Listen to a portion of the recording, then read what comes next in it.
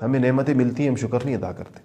اگر ہم یہ عادت بنا لینا کہ جیسے نعمت ملی تو ہم فوراً مصلی کی طرف چلے جائیں،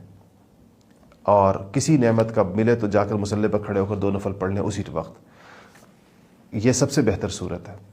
آپ دیکھیں کہ ایک تو اس نعمت میں سے شر نکل جائے گا ہر قسم کا، اس کے نقصان سے تلافی ہو جائے گی، اور دوسرا یہ ہے کہ اس کے نقصان سے حفاظت ہو جائے گی، اور دوسرا یہ ہے کہ اللہ تعالیٰ اس میں اضافہ کر دیں گے اور دے دیں گے، اور خود اس کی حفاظت بھی کریں گے۔ حدیث شریف میں کے الفاظ سے پتہ چلتا ہے نا کہ جو نعمت ہے، شکر ہے، یہ نعمت کی زنجیر ہے۔ جیسے آپ کسی چیز کو محفوظ کرنا چاہتے ہیں تو زنجیر لگا دیتے ہیں، اپنے جانوروں کو محفوظ کرنا چاہتے ہیں زنجیروں میں باندھ لیتے ہیں، ایسے ہی نعمت کو اگر آپ چاہتے ہیں جائے نہ میرے پاس سے تو شکر کی زنجیر ڈال دیں اس کو۔ تو شکر کی زنجیر سے ایک تو نعمت رک جائے گی، زوال نہیں آئے گا نعمت پر، دوسرا یہ کہ نعمت بڑھ جائے گی،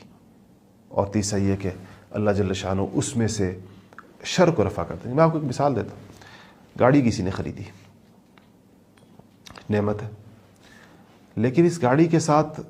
بہت سے حوادث بھی جڑے ہوئے ہوتے ہیں، اور اب پچھلے دنوں یہ واقعہ پیش ہے، ہمارے جاننے والے،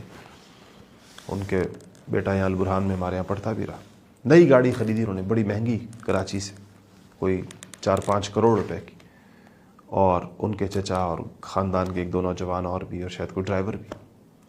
گاڑی لے کر آ رہے تھے اسلام آباد کی طرف، اور موٹر وے پر دھند کے دن تھے،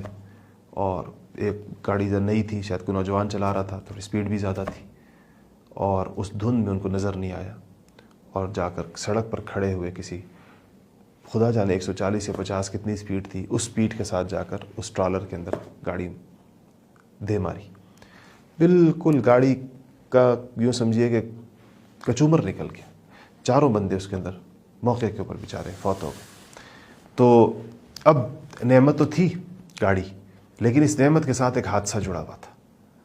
اس لیے اگر ہم نعمت کے ساتھ، ہمیں بھی ہر نعمت کے بارے میں یہ خوف ہوتا ہے، اس لیے بھی جو شکر نعمت ہے، اور اس موقع پر نعمت کا صدقہ نکال دینا ہے، اور نعمت پر اللہ تعالیٰ کا شکر ادا کرنا ہے، اس سے انشاءاللہ نعمتوں کے ساتھ جڑے ہوئے دیگر چیزوں کی سے حفاظت ہو جائے گی۔